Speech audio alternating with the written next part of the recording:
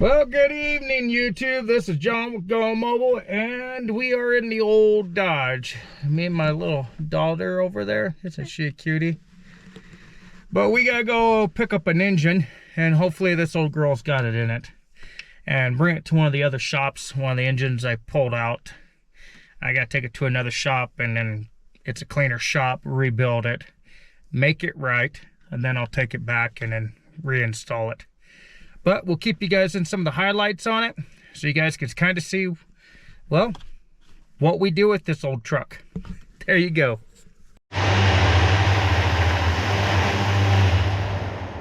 Well, I hope I can pick this thing up. As you can tell, it's a rather large size. So, yeah, let's go ahead and get it chained down and go ahead and pick it up. See what we can do.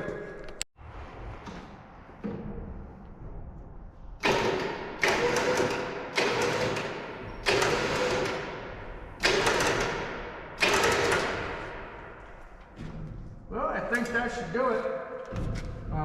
Yeah, there's a lot of weight sitting on there, but once you strap it to the back of the truck, it'll be fine. We'll motor it over there real quick and get it going. Well, we know that she'll pick it up. I intended for this for recovery work, but in one aspect, I am recovering the engine from one location, I'm taking it to another location. So I'll take you guys on the ride, and you guys, well, I'll show you what it takes to ratchet strap it down. First off, the safety is key, and we will run a safety chain up to the boom, just in case the cable gives. Oh, your camera. These, what? Oh. These winches don't have the best brakes. Well, I don't trust the brakes down. As you can see, even with my hydraulics, right over here, I have where I can raise them up. Then I run a safety pin through. So even if the hydraulics was to blow a line or anything in that nation, blow a valve on the hydraulic pump, it's still got a hard safety pin. And that's just because I'm kind of over on safety. And I'll run a chain from there up to the hooks right there on the end of the boom to secure it. So if something was to happen, a cable to give out or a brake to drop, it will catch it. Also, I'll run another chain around the engine as another fail-safe. Then we just have to drive with it because we're throwing a second peg back there. She is a little light on the front wheels. We won't lie to you there. But we only got to go about 2 miles, and most of it's dirt road, so it's not bad. Well, got strap set. We're gonna strap around here. Got my clevis. I need to put my clevis up. Need this one. I'm gonna have to use the final clevis over there. So she's strapped on right there. I don't think I need to put anything from there to there. I think everything's pretty solid, explanatory. Well, we're gonna go ahead and take off with it and see if it makes it to the destination. Well, I told myself this was gonna be a very quick little job. Didn't bother putting any work clothes on. Just decided to jump in the Dodge. Dodge performed just like I hoped it would. Extended the boom out a little bit, picked the engine right up. Front end got a little light, but with that big 12 valve up in front and all the extra weight in the winches, she stayed right on the ground, drove just fine. But the problem lies and right here. As you can tell, this is my engine stand I use for C15s. Well, this ain't a C15. I didn't think about that. I thought, oh yeah, it's gonna be a quick job. I'll lay it on there, we'll get it going, be just done, bolt it down, move it out of the way. No issues. I can start on it possibly Tuesday, start stripping it apart, work at it here and there, maybe pressure wash it, get it a little cleaner since we got some good weather. But, as you can tell,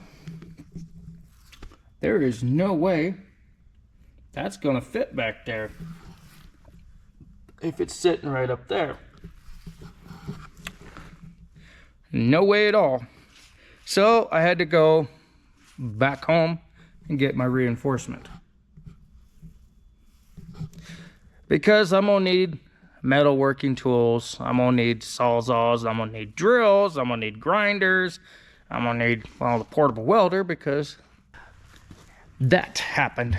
So what I got is I had some metal sitting around because, well, anybody that does any type of welding or any type of metal saves pretty much all their metal, because you order metal and you order too much of it.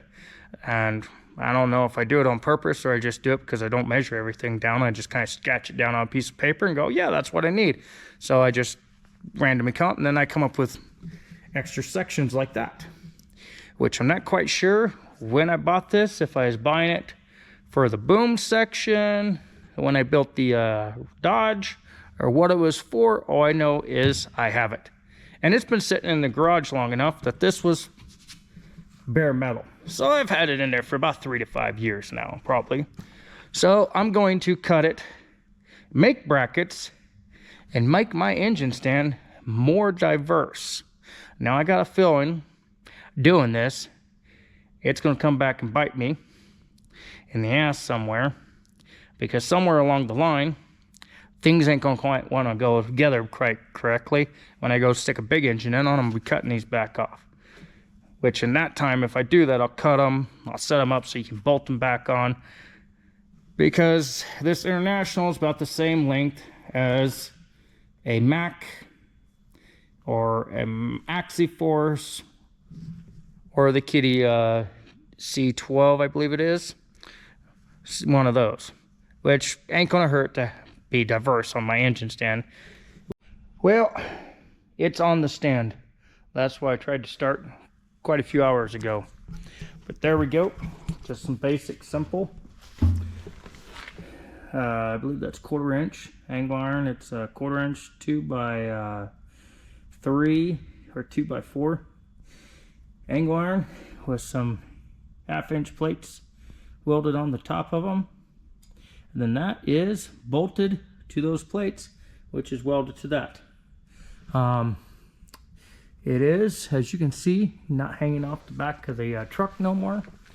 And relatively solid. So that should work out good enough for me to pull it apart. I did leave enough room up front for me to miss the pan. But if I go and remove the pan, well, just get the pan out from under it anyways. I'm going to have to lift it up. But it's sitting on its cross members. It's not crushing the pan. I'll say everything here looks good. So on that notion, it's time for me to pick up everything and go and edit a video. Sorry about my voice. I've been fighting a kind of a cold for the last, well, about the last week. Some type of cold going on around here that no one can seem to kick. But I thank you guys for watching, and I thank you guys for subscribing. And you guys will get to see more of this engine being all tore down and made right so it can go into a truck. So I won't have to see it for hopefully another 2 to 3 years. Hopefully. Then you're also going to see somewhere in the future, as I got a C15. You guys saw the one that the pan was filled with goodies. That was on one of my shorts. And I got a broken crank on it, and we're going to pull the engine out of it. Well, first we got to pull the transmission, pull the hood, pull all that good stuff, radiator, intercooler, all that good stuff off, dump the AC unit.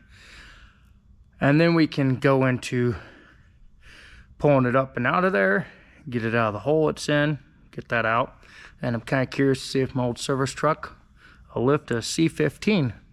Which last time I checked, one of those things weighed about 3,700 pounds. So it's going to be a little bit of a load on the old girl. But we'll see if we can lift it up and out of there, get it set off to the side, and then get the new one plugged in and get it up and running, because they do need that truck. They need that truck more than they need this one. This one they don't need till spring. But we got a lot of work ahead of us to get this finished up and get it done. So when it's going, I can actually go through it and make sure everything is tip-top shape, because the last thing they need when it comes to time they need it, they don't need any problems with it. They need it to run and work like a new truck, especially if they go and put all the time to put an engine into it. Well, I shouldn't say they, me, if I put an engine to it, but I don't want them calling me back saying, hey, look, it's leaking this, it's doing this. So we got to make sure everything's good on it. So I'll probably put 250 miles on it to make sure everything's solid after I put the new engine in, and then go through, put another couple hundred, and then dump the oil just to make sure everything's found on it, and do an oil sample before I release the truck to them. The Cat is coming with a full-blown Caterpillar reman drop-in. Don't do anything to it, drop it in, plug it, and go. That's a whole different subject. That, you know, a little different. International, you want to cross your T's and dot your I's on those. Cat, except for this crank breaking in half, I normally don't see those until on 3 and 4, and I thought Caterpillar fixed that, but apparently one slipped through their, you know, deal. I gotta pull the numbers off of it and get the numbers off the crank, because I got a sneaking hunch it's one of those recalled cranks. So we'll see what we can find.